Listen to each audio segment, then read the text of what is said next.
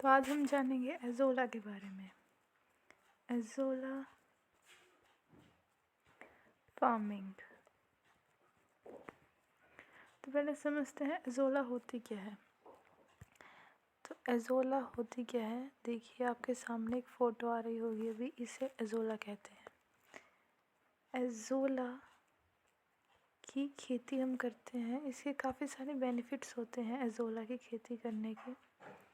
जैसे कि सबसे पहला, इसके अगर आप इसे चारे के रूप में दे सकते हैं गाय भैंसों, किसके रूप में, फोडर यानी कि चारा, जो भैंस buffalo cow live stock purpose के लिए फोडर के रूप में इसे दे सकते हैं। दूसरा, अगर अपने खेत में जीरे लगा रहे हैं, राइस लगा रहे हैं, यानी चावल, एक ही बात है, तो ये एज अ बायो फर्टिलाइज़र की तरह भी काम करता है। किसकी तरह, बायो फर्टिलाइज़र की तरह भी काम करती है हमारी एज़ोला। अब इसके फ़ायदे तो जान लिया आपने, अब देखते हैं इसको उगाया कैसे जाता है। आप इसे अपने घर पे छोटी सी जगह में भी उगा सकते हैं, या फिर मार्केट से एक बेड आता है HDPE बेड, उसे भी आप ले सकते हैं, या फिर आप चाहें तो अपने घर में भी इसे ग्रो कर सकते हैं। बिल्कुल छोटी सी जगह चाहिए और सिर्फ 7 से 10 दिन के अंदर अंदर ये हमारी फसल पक के तैयार हो जाएगी। और फसल भी नहीं है, एक तरह से एज़ोला रेडी हो जाती है हमारी हार्वेस्टिंग के लिए। तो देखते हैं अब इसको उगाया कैसे जाए, कि अगर आप एज़ोला फार्मिंग कर रहे हैं, एज़ोला उगाया है, तो कैसे उगाना है और इसको हार्वेस्ट कैसे करना है। बहुत ही आसान स्टेप है। सबसे पहले आपको चाहिए 1.5 kg काउडंग, यानी कि 1.5 किलो गोबर काउडंग। उसके बाद हमें चाहिए 5 किलो मिट्टी, यानी 5 kg सॉइल। और इसके बाद हमें चाहिए 1.5 किलो यानी 1.5 kg सुपर फॉस्फेट। आसानी से मिल जाएगा सुपर फॉस्फेट भी, किसी भी मार्केट से, किसी भी दुकान से, ठीक है। तो हमें सुपर फॉस्फेट चाहिए। अब इसको, ये तो होगी इंग्रेडिएंट जो हमें चाहिए। अब इसको बनाएंगे कैसे, देखिए, जो हमने 1.5 किलो कावडंग लिया है, इस कावडंग का हमें सॉल्यूशन बना लेना है।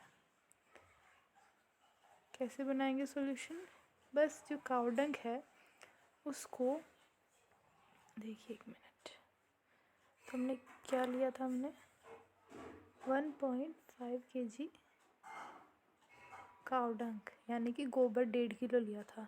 इसका हमने क्या बना लेना है, सॉल्यूशन बना लेना है। कैसे, बाल्टी लेनी है, एक पानी डालना है उसमें, वाटर यानी पानी डालना है, और उसमें गोबर मिक्स कर लेना है अच्छे से। हो गया सॉल्यूशन तैयार।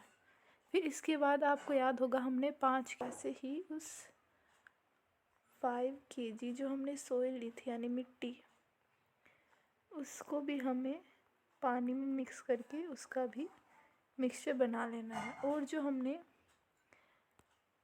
जो कावडंग का मिक्सचर हमने लिया था, बनाया था मतलब अभी, उस मिक्सचर को इसमें ऐड कर देना है, मिट्टी वाले मिक्सचर में, ठीक है। इसके बाद हमारा बचा सुपर फॉस्फेट।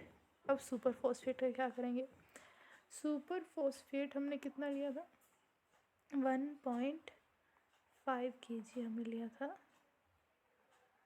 Super phosphate. कितना, 1.5 kg हमने लिया था सुपर फॉस्फेट। अब इस सुपर फॉस्फेट को, जो हमारा मिक्सचर बना है, किसका मिक्सचर, कावडंग और सॉइल का जो मिक्सचर बना है, उसमें हम उसे ऐड कर देंगे। ये हो गया हमारा मिक्सचर तैयार।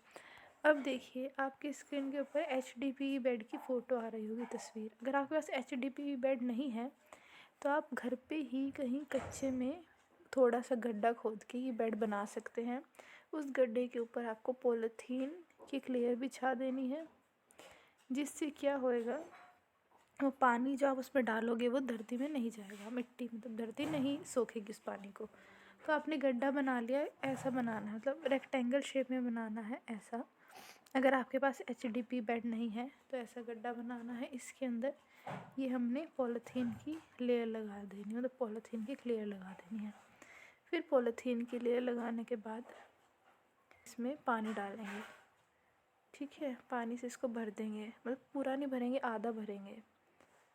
पानी भरने के बाद जो हमने सॉल्यूशन बनाया था मिट्टी का, काऊ डंग का और सुपर फॉस्फेट का, वो सारा सॉल्यूशन हम इसमें ऐड कर देंगे, ठीक है। ऐसे ही आरडीपी बेड में वो सारा सॉल्यूशन ऐड कर देना है। और जो एज़ोला के सीड्स होते हैं, एज़ोला कितने सीड चाहिए हमें, सीड तो 1 किलो सीड काफ़ी हैं एज़ोला के।